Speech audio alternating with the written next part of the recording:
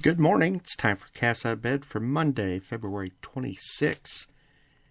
Your stories for today, recapping the juveniles who threatened Plattsmouth High School last week, and also a couple that was arrested on drug charges. First, your weather. Great. How about the nice day yesterday after Friday and Saturday's freezing rain and snow? Today it's even better, a high of 56. Sunny out there all day. Tonight a low of 36. And then Tuesday more of the same. But on Wednesday we might have some more freezing rain. So enjoy today and tomorrow. Take it all in. Our Castastic quote of the day. Great things in business are never done by one person. They're done by a team of people. Steve Jobs. So our first story here today, Cass County Sheriff's Office deputies arrested two area residents on February 22nd for possession of illegal drugs and drug paraphernalia after they were reported as acting suspicious in a vehicle with Iowa license plates. Gage Dixon, age 20, of rural Beaver Lake, and Sierra Hebb, age 19, of Red Oak, Iowa, were placed in Cass County Jail following a series of incidents on the 22nd. At 10:55 a.m., deputies were dispatched to Beaver Lake Boulevard and Highway 75, where the couple was spotted acting strangely.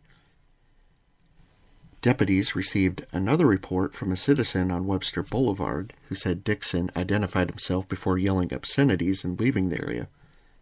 Plattsmouth police were notified about a vehicle matching the description, and that vehicle had been pulled beside a mail party on Avenue G in Plattsmouth. And at that point, it was reported Dixon threatened to kill a deputy.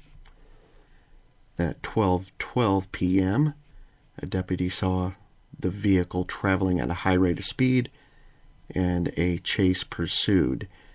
The deputy conducted a high-risk stop and ordered Dixon and Hebb out of the vehicle and onto the ground before handcuffing them. Dixon was jailed on possession of a controlled substance and received citation for traffic offenses.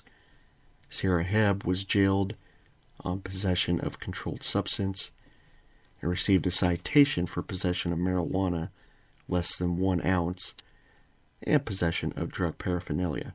Both were placed in Cass County Jail. We'll give you more updates on that as we get them. Now, looking back at last week's threats to Plattsmouth High School, it resulted in the placement of 2 juvenile males into Nebraska State's probation office for assessment. Unless a juvenile is being charged with a felony as an adult, only probation can place a juvenile and determine where it is they are to be placed, not law enforcement. That was from a media release from the Cass County Sheriff's Office on February 22nd. The Cass County Sheriff's Office faced 2 big hurdles in the investigation. Number 1, it was he said, she said testimony that they had to deal with. And number 2, a swarm of social media posts, obviously concerned parents and members of the community. The threat involved using a firearm to take lives at the school, but the firearm they planned on using was never in possession of the 2 teenagers involved. So some nuance with the law and what our deputies were able to do in the entire situation. The press release said further, it was locked in a safe in another county where neither boy had access to it.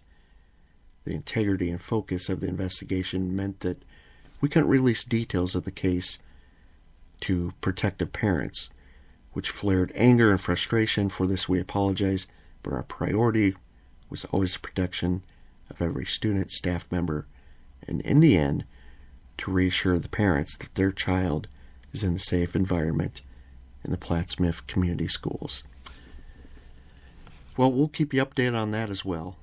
Let's hope for big improvements that come about, ensuring that our kids are even safer than they are.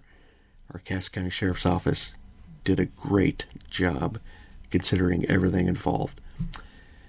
Follow all those developments and plenty more stories on Twitter at CasttasticNEB, hashtag 20County.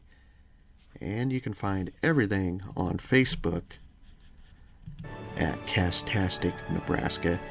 And be sure to activate that Cast Out of Bed skill on your Amazon Alexa device. Make us part of your flash briefing every morning.